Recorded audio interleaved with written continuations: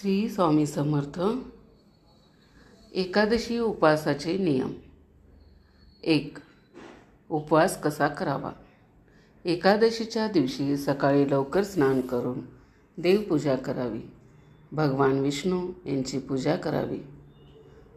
विष्णू मंत्र, विष्णू सहस्त्रनाम किंवा नामजप करावा. 2.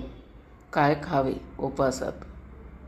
फळे, दूध, दही, साखर, खजूर, साबुदाणा, राजगिरा, भगर, सेंद्रिय मीठ खावे. काय खाऊ नये. तांदूळ व तांदूळाचे पदार्थ, गहू, मैदा, डाळी, कडधान्य, कांदा, लसूण, मांसाहार, मद्य. एकादशीला धान्य खाणे निषिद्ध मानले जाते. 4. उपवासाचे प्रकार.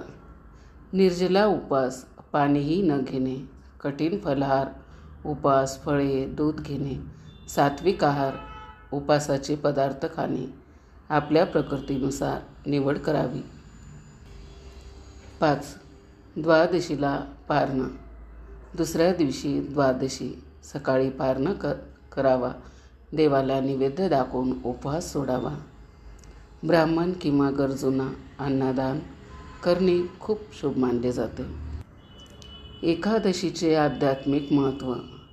पापक्षय होतो, मन शांत होते, भगवान विष्णूची कृपा मिळते, इच्छित मनोकामना पूर्ण होतात.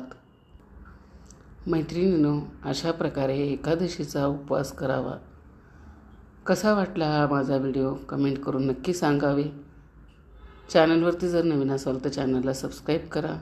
शेवटपर्यंत माझा व्हिडिओ ऐकला त्याबद्दल आपल्या सर्वांचे मनापासून आभार. श्री स्वामी समर्थ. ओम नमो भगवते वासुदेवाय नमः.